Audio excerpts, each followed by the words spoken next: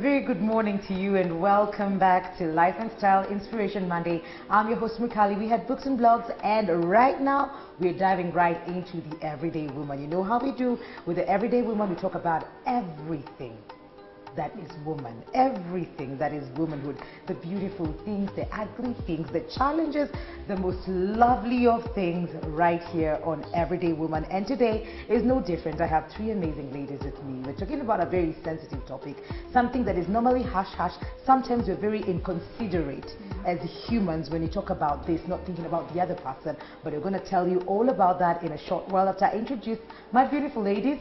I have Anjiro here, I have Anne and Editor. How are you girls doing? We're all right. And you look lovely. Such a burst of colors. Thank you. With my hair. Also, Mikali, this hair is not for this conversation. I was like, really? Yeah. Did you say woman? And this is all woman. Welcome to the show. Thank you. Today we're talking about amazing things that each and every one of you is doing to encourage, help, educate a woman in terms of infant loss, stillbirth, miscarriages and all of that. And why I say we're inconsiderate is because of the most obvious things that happen is once you get married, let's just use that's the marriage setup, because we'll assume that nothing happens before you get married.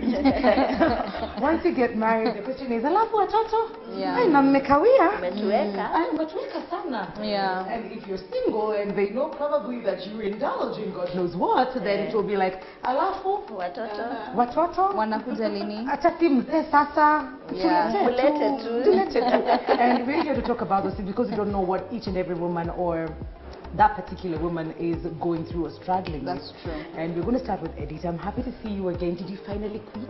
Yes, And work on waiting, what is it called? Waiting rooms? Yes, You quit. I did She actually. quit employment. I had her on the show just like, Mikali, I'm going to quit and I'll just focus on this. And she's here today to just say, you know what, I quit and this is what I'm doing. So maybe you can tell us what it is that you do and waiting rooms and what it is all about into this camera. All right. Thank you, Mikali. My name is Editor Hadassah Trip. I run an organization called Waiting Homes Trust. So what we do is to create awareness, to bring together and to support childless couples, and I say couples, women and men on their journey to parenthood. This we do in collaboration with other organizations and interested individuals. Yes. Annie. That is your camera. Introduce yourself to the people you are on the show today. I'm a celeb. You're a celeb. Okay, my name is Anne Kamau, or people know me as Shiko Asoksi. I've recently started a support group called Sister 254. I have PCOS. I was diagnosed with PCOS in 2009, so it's been 10 years now. It's just hormonal imbalance that causes many other things to go wrong. I'm working with women and just supporting them and working this journey together. Great stuff. Darling. Yes, so my name is Wanjiro and I'm the founder of Still a Mom. So we support parents who have lost a baby, miscarriage, stillbirth, infant death, the whole spectrum.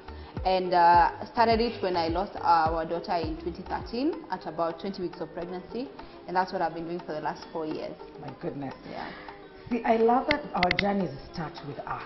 Yeah. But the question is, what was there before that? Was there, who held your hand? Was that a conversation going on? Or do you have to struggle through it to now be, I will stand in the gap? I will be the one to hold hands. What was happening behind it? Maybe Anjiro, we can start. I think people who go beyond their pain have amazing support systems to begin with. Yeah. So for me, I would start with my husband. You know, child loss is a very difficult thing. You have to grieve separately and as a couple. And then there's always supportive in-laws. Like in my work, I have encountered a lot of people who are sent away and their son was told, you know, you need to get another wife because you can't give us children. There has to be something wrong with you. Without that, there's always that assumption that the child loss is with you. Yeah. So I had really good support system. So I was running a blog at the time and I felt bold enough to share my story and even ask, hey guys, do you know support groups, anything like this that exists? And so that's generally where the conversation began for me. Yeah, but fantastic support. I think did almost the same thing. If I remember, it was a question of I have decided to share my story, and then all these people are here, so I just need to start something. Or maybe you can just, repeat for the sake of people who never watched the show last year. All right. I suffer from endometriosis. Actually, 3 months ago, I had my 3rd surgery. So endometriosis can also cause infertility. I honestly lacked support. At the time when I went to public and reached out and shared my story, I looked around and I felt like there was no one in my shoes. So I decided to go out there and be that person to reach out to people like me. So that is what happened. Interesting. Yeah. Tough. For me, I never talked about it actually when I was going through it. Reason being, how do you tell someone PCOS? What is that? I was about to ask, What how did you is even that? know what that is? My mom tells me, oh, kuna ugonjwa za wazungu. As in, where did you get this from? I never heard about it before until I heard your story, and that was the very first time. Yeah, so it's just called polycystic ovarian syndrome. You don't necessarily have to have cysts, but your hormones are not working as how they're supposed to be working. So either one is being produced too much or too little, and one hormone, once it goes haywire, your whole body just goes on a spin. That's just what the disease is all about. So it causes inflammation. You'll see PCOS patients are obese, baldness. You have a lot of testosterone, so you're more like a male. You'll grow hair. You'll have male pattern baldness. Maybe your hair will lose at the middle or at the front. Your periods, actually that is the first sign. You won't be ovulating as often as a normal woman, so you won't get your periods often. Yeah, and infertility. So they say, because now you're not ovulating, you cannot get a child. Yeah. I'm begging to ask, and I'm probably on behalf of many others. How did you know about this? And how did you receive this information? Was it the first time you were hearing about this? You see the way we are reacting to it. Was it the first time for you? And did you even know, like, what took you to hospital? Was it, oh, my periods, or, oh, I feel like this? What was it? So 1 year before I got diagnosed, I was producing milk like a lady who has a child. I was actually, So I went to a physician, and the physician was like, what? I'll send you to a gyna. So I went to the gyna, but the gyna never dug deeper to see what is causing all this drama. All he told me, don't press, take the medicine, because if you press, the mind will produce more. So take the medicine for 30 days and it will go. And life went on as normal. A year or a year and a half later, my periods disappeared completely for like 6 months. So I decided, okay, it's a good thing, but I need to go see the doctor.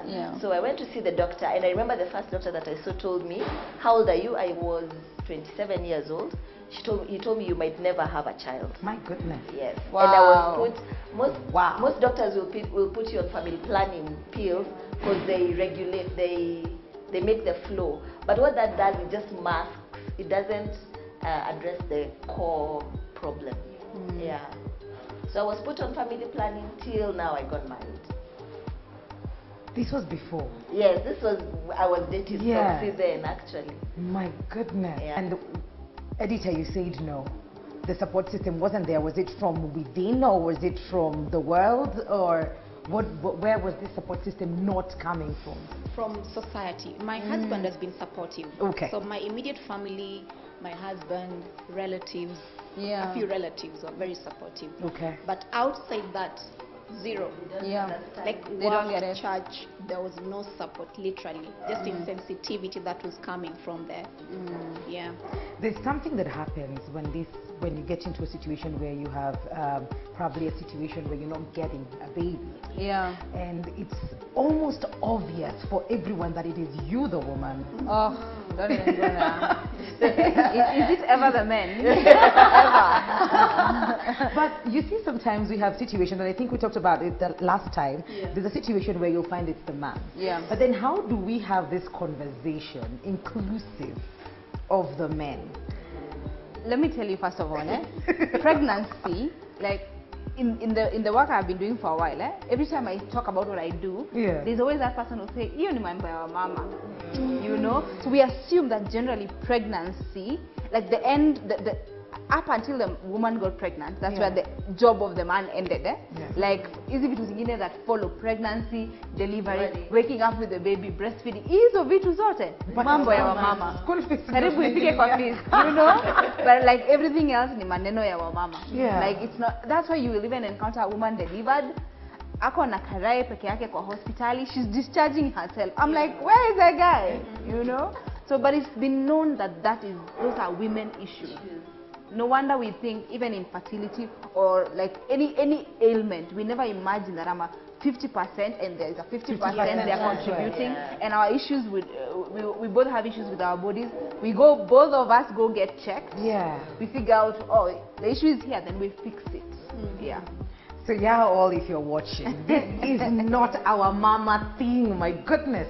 So even if you're not married and you're a guy out there and you see a pregnant woman, it concerns you. You need to stand up, you need to help her, walk her, cross, say something. So thank you for making that very clear, because most of the times you'll find a society looks at the woman and be like, it's you. It's definitely you. But we know that it's more than that. Even if it's the guy, both of you are in this together, which is very, very important. Some of the things that happen in society, and I mentioned one earlier, is those ones for pointing fingers and having very comments, my goodness. We have comments and we have opinions of even how to get like a baby girl, because you've been getting boys all along. We have opinions about everything. And those are some of the things that we encounter because we don't live alone, we're not islands. But maybe we can talk about some of the things that we do as women and men that probably you encountered at the time when you were expecting, or when you lost a baby, and when you were trying to get a baby, and when you lost a baby, or when, you know, all of those things that happen. What are some of those things that we do that we need to stop doing? As people outside? Yes. First, don't ask those questions. Don't ask mtoto atakuja lini, because even me, I don't know mtoto atakuja lini. Plus, okay, it's not your business. It's not your business. Not your business. True, You didn't give me an order for the child. So, oh God. Yes. Don't ask. Actually, most of the time, pray for these people. You don't know what they are going through. Especially if they've taken so long, you don't know. And even if it's a choice that they don't want to have children, it's their own. It's okay. Basically, Then just avoid the pressure. It's true what she's saying. You see, that is part of pressure. And then if you see someone, if you see us, let me say us, because we represent a number of women. If you see us a little bit added weight or bloated, don't assume that, hey, it happened at last. Maybe it's just gas. Maybe it's just a bad cycle that you're getting out of hand. Because that happens a lot. Like, hey, and always tearing at our tummies. And even the pressure of now, my own story being that I lost 2 babies, had blocked tubes, had an IVF cycle that failed, and then finally I got a baby naturally. Do you know, guys keep asking me about a second born? I'm like, can you calm down? Like, calm down. To put number 2. Yes. No. Like, you're not seeing your older, number 2, like, number 3. Exactly. So that's my point. We'll ask editor when your baby's coming, and when they do come, when the first shows up, we want to know the where next one. number 2. Really? Kidogo, we want to make decisions about where you live, where you take them to school. Like, people are just too involved in each other's lives. Like, those are too many opinions. Is it how we were brought up, though?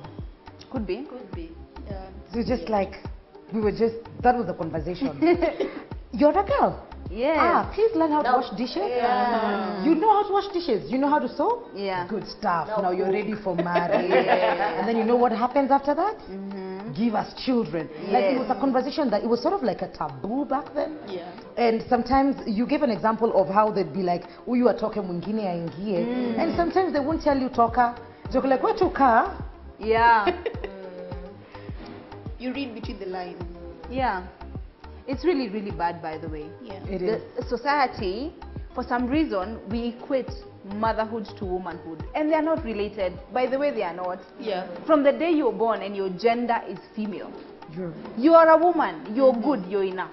You know, if motherhood, if and when, if it doesn't happen, that's fine. Whichever shade of motherhood it comes in, if it's adoptive, you're being a stepmom, doesn't matter. True. You know, but motherhood and womanhood are not tied. They are not tied to each other in any way. In fact, just to add, a family is complete with or without children. Exactly. So this thing of I father, think you need to mother, say that. children, Editor, please just Yeah. say it again louder. a family is complete with or without children. Absolutely. Yeah, that's important. Husband and wife are enough. They're They're enough. enough. They're enough. Yeah. When it comes, it comes. If it comes. We are all doing something different to help people, to help women and families and couples to deal with these things when they come. And I'd like to know some of those things. Do we have doctors there to explain? If I'm a woman, I'm on this forum, I really do not understand what's going on. Probably I got onto it because I just want to get a baby and it's not happening, but I don't know what's going on. Yeah. And you know, reading all these comments, getting all this information, and they're not ready for it. Do we have counselors there? What are some of the facilities or services that we offer in these platforms that we've created for families? For still a mom, Yes. we do two. Our vision is twofold. One, to ensure bereaved parents get outstanding support. So if you've lost a baby, we do counseling in all the forms. Okay. One-on-one counseling, support groups for those who are not who are outside Nairobi. We do virtual counseling. Like you can come online on Facebook on certain days of the week, and there's a counselor online. You can be in a WhatsApp support group. So there's the counseling. Your mental health. We are really interested in your mental health, because one of the biggest complaints I had from gynas is when someone loses a baby and you say, hey, here are the drugs, and they go home. The next time they show up in the clinic, they're pregnant again. So the doctor doesn't know what happened between. So we are the between. We are the mental health between. So even if you want to get pregnant again, the mental health first. Yeah. And then so another thing now we do is now trying to reduce child mortality. I've been sitting in these support groups for about 4 years, and I keep hearing the same issues of loss. A lot of them preventable. Oh. Yes, a lot of them preventable. And so we started a forum called Mama Zawadi, where now we bring in a gyna, someone to talk on immunization, breastfeeding, pediatrics, just an entire, and we've been doing them with hospitals. We just finished one with Avenue, and we've been doing them where we bring in the pregnant women and their partners. Again, they're not alone. Partners. Yeah, as well as new moms and new dads, and they get a chance to be taught, you know, how to monitor fetal movement, you know. So if there's something off, you run to the hospital, because to be honest, as 10, I'm tired of seeing those numbers. They are very high. And yeah, and you're saying that these are things we can prevent. a lot of them we can prevent, especially second and third trimester losses. Yeah. Majority can be prevented. Yeah. So education. Education. Beautiful. Yeah. Sister 254. So currently we are very young. I'm learning from you too. Right now what we're doing, we're just helping each other. So you come into the group and you tell us, I've seen this doctor did this. And from the education because we are living with Google actually, because the challenge with PCOS, not much research has been done. So even from the Google, it's piecing things together. So why did this doctor give you this? Do you think, get a second opinion? Then we identify there's this one doctor who really understands PCOS. So there's this one doctor most of us going to. And we've also learned what supplements to take. If you see my bag of supplements, it's humongous. Wow. So supplements are working very well for us, because instead of going the synthetic way of the drugs, the supplements is a natural way of bringing back those hormones. Yeah, so right now us, we just support group. Yeah. Yes. Good stuff. Not just It is. support It for helps. us. It is. It's half the battle. Yes. It is. Editor? So we also have a support forum, but besides that we have doctors online. We have fertility specialists who come in every other Sunday to answer our questions on fertility and all-rounded medical issues. So that is a free service we offer within our Facebook group. We also have counselors on board who come to our offices every Mondays and Wednesdays for group sessions or individual sessions. We've partnered with laboratories, we've partnered with supplement selling companies. Why we do this is infertility is a very expensive journey. Yeah.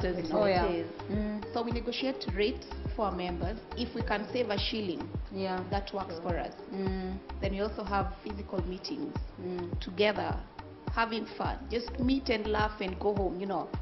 And I should also add that we've held couples retreats because we need the couples in. That has been really life-changing. Yeah. That's interesting. I don't know if I'm going off and flying with this idea, and I don't know if it happens, but I'm just thinking about a woman, a couple that is okay. They know for sure, we're not able to get a baby. And we're okay with that, but we'd like to get a baby. Probably adopt a baby. Is it something that we can have a conversation about as still a mom? Is that some of the things that you talk Actually, about? one of our partners is an adoption agency. Now, all of us find ourselves answering the same questions. So if you see this is not your area of expertise, or this is not our core business, so still a mom core business is to support that person who's lost a baby. But then we are also facing secondary infertility. Like I did, you know, you got the first baby, unfortunately that pregnancy didn't work out, all of a sudden there's no conception, you don't know why, or you know why. So people will ask a question about infertility, I will send them to waiting rooms for the support forum for that. Somebody will ask, hey, we've decided about adoption, and then I will send them to Change Trust, which is an adoption agency we've partnered with. We've done our due diligence. They are not dodgy. They're actually accredited by government. But then that is somebody who will be able to answer all their questions, help them with women who want to have to give up babies for adoption. Oh, wow, it's a discussion. Yes, that shows up in my inboxes a lot. And women now who also want to adopt. So if you want to give up a baby for adoption, you're not ready to do this and walk this journey, that is also something that you can get. And every struggle is real. It is. It doesn't invalidate her struggles just because she got pregnant and she wants to give a baby. And the rest of us are trying. It doesn't mean one or the other is. Is it weird if I bring the government into this? Because I go right ahead. Fertility treatment is super expensive. Very expensive. And it's not guaranteed. And it's not covered by insurance. It is not. They would never take that up. They would never take that up. So what do we feel as women standing in you decided this is the journey that you're going to take, and I'm going to be representing all these women in this journey. Is it a conversation that is happening to make it cheaper, to make it more available or affordable for women who'd like to pursue? We're actually trying from our little end. We've approached a few insurance companies and government arms to just figure out, can they do something? Yodhiambo has been very vocal on this and IVF. So we're talking and working very closely to figure out, can they consider even giving half payment for some IVF cycles? So it's work in progress. We hope we get there. Actually, the ART bill in Parliament, the Assisted Reproductive Technology bill that was tabled a while back in Parliament, Millie Odhiambo, Joyce Lay. It hit a snag because the church in this country, maybe that's a conversation for another day. We can just start it here. It's not feeling that IVF story. But now on our end, we've had a very interesting conversation with Honorable Pasaris and drafting an amendment of the Employment Act. Because as it stands, maternity leave is kind of vague. It's just vague. Who gets? Who gets? So I lost my baby at 20 weeks. I went through labor, there was a delivery. So do I get maternity leave? You should. Or am I at the mercy of my employer who says, you know what, Rudy next week? Because there's no child to... See, people imagine maternity leave, lazima kukue na watoto. There has to be a baby you're looking after. What are you doing at home?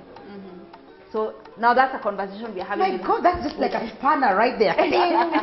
That's a conversation now we are having with Pasaris, and also with the Senate. We have drafted a bill, it's been sent in. I know the processes, government processes take a while, and it's okay, but at least they get started, and then slowly but surely, even if it's 5 years from now, it's fine. But that discussion has started. And it's interesting. I went to I think it was your website, and I found a doctor who was talking to, this doctor was answering a question on your blog. So as he was answering the question, he mentioned different groups he's in. And waiting rooms was right there. And I was like, oh, it's a huge... It's interconnected. It's interconnected, all of this. So this feels also... Because for example, like her, she will have more people who are saying they have PCOS and that's why they can't get babies. So she'll send some to me. Okay. Is this education available? Is it apart from Sister 254, which is now a baby growing, taking up this burden of informing other people? Is this information available? Like tukiangalia the lady uko mashinani. Yeah, it's hard. We're doing regional. We're trying. Your microphone, I know, it's like Jameni. I feel you, I totally do, Edita. So we're doing regional in terms of our reaching out to other people. We've tried Mombasa and Kisumu. Okay. And now we're trying to have like estate support groups, and the doctors, fertility specialists are willing to help us even with those groups. So you see, we cover all the medical conditions, all the issues pertaining in fertility. We're trying to get to the mashinani because we're not there yet. Yeah. And maybe you can tell us, what are some of the strategies? Ukiangalia, looking back, one of the things that you had to go through, that, you know, with every struggle, there's something that's very passionate, we're very passionate about. And looking back, what is that one thing that you would like to do with Sister 254 to just make sure that nobody ever goes through whatever you had to go through? The biggest challenge is going through facing a monster no one else understands what it is. So I think support, so not just your husband, and because at times even your husband, there's a part it will reach and he will not quite understand, you know, why are you crying, what's the problem, we can live without a child. You need that person who, when you tell, today I'm very fatigued, and she will feel you, because even her, she goes through seasons of, I can't get out of bed. Because another problem with PCOS, the hormones, when they are lower, I don't know what happens, you'll either have depression, anxiety attacks, etc. So you need to talk to someone who will feel you, or who will celebrate with you, like, my periods have come, yay, let's celebrate. So that support, that one-on-one woman support is very, as she said, it's just a small group of women, but it goes a long way. Yeah. Absolutely. Powerful. As we come to the end of this conversation, maybe final words from each and every one of us to all the women out there who are going through miscarriages or infant loss, you know, trying to get a baby, stillbirth and all of that. Maybe, and of course, how they can get in touch with the different forums that are represented here today. Wow, okay. I think from me, it would be that just remind them that they're enough. I'd like to just remind every woman, you're enough, like you're good enough as it stands, baby or no baby, spouse or no spouse, like you're okay. And then to also reach out whenever you feel you're drowning.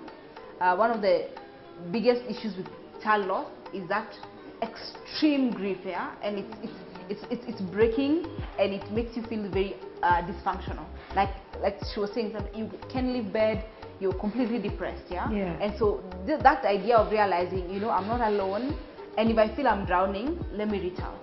And to conclude, if anybody would like to reach still a mom, somebody you feel has lost a child, we don't care, by the way, what age. I know I said miscarriage, stillbirth, or infant death, but we've had people who've lost a 7-year-old, an 8-year-old.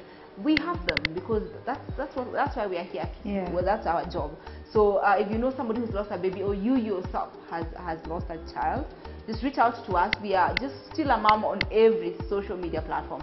Like, even just Google us, stillamom.com will be your first, it'll just show up. And then probably just for any phone numbers, if they'd like to reach out to us, we can be reached on 0743 708 336 or 0787 331 353. Yeah, so generally, social media, we are going to be answering your questions. Like, we're just really easy to reach. Absolutely. Annie? What I'd advise all women is, don't usilenge that symptom you're feeling. If it's your period, if it's you're just feeling you're not yourself, just go to the doctor, explain to him, let him try and go back to his books and find out what it is. For women who want to reach out to Sister, we are Sister, CYSTER _sister, now the Sister, 254 on Instagram, on Facebook, and also you can just inbox me on my Instagram. I make sure I get back to you. Thank you. My word to any lady who's childless not by choice like me, do not despair. I know it's a very difficult journey, but see, I can still afford a smile and still look okay. No, it doesn't show. I know at times you feel like it shows. Childless, it doesn't show, and trust me, take one day at a time. It's never easy. And for men, please support your wives. It's easier done together. If you want to reach us, we are on all social media platforms. Waiting Wombs Trust. Our telephone number is 0723 144,000. Oh yeah. Cheesy. You mentioned something. You mentioned grief, and it reminds me. I'm a stage actress. Well, I'm not here, and by the time this show goes on air, probably. So I'll just give the story anyway, because it will have I've already staged it. So we have 3 couples, and we have a therapist. And the first couple deals with child loss. Oh. And the grief, I think the writer, the director is cuckoo. You know, like the way she describes the grief, you'd think she's lost. This couple is dysfunctional now. This lady lost a baby after trying for so long to get a baby. So eventually they did. And they lost the baby because the guy had to choose. She got something when she was during labor. And the guy had to choose between the baby and the wife. So the guy chose the wife. The wife never forgave the guy. Yeah. And it's possible. And the wife never forgave the guy. And she walks around with a fake baby bump. So they eventually end up in this psychiatrist office, which is our audience for this play. So yeah, all are welcome. Oh, that's how powerful. I feel like I need to sit and. But whoever wrote that, yeah, either knows this personally, or has a very close person who knows it. Yeah. Because I know that feeling of. I remember waking up and wondering, so why did I leave? So, yeah, like I actually asked God, so why would you do that? Like why would you take my daughter and then let me leave? Like how now? Yeah. So that I come and do what? It's such a twisted story. So I hope you guys come watch the play. Yeah. Because this guy has now, like, you know that baby before you get married, eh? Yeah. So he already has a child, and now we've lost mine. So it's very twisted. But when you talked about the grief, now I see it in this woman who's playing this role in this play. And we've been at the beautiful Beadwood Suites, and it's been amazing. It's been amazing having you on the show. And I hope you love the ambience here. Oh, you love it. It's beautiful. Good stuff. And the rooms are even better. They have an amazing spa. The rooms, the conference rooms, they have an amazing restaurant right outside. So if you're around, just pop in. It's Westlands, Lower Kabete Road, just after Sarit Center. It's called Beadwood Suites. And this has been The Everyday Woman with Edita, Ani, and Wanjiro. Asanteni sana. Thanks for coming. We're taking a very short commercial break. We'll be right back with Books and Blogs.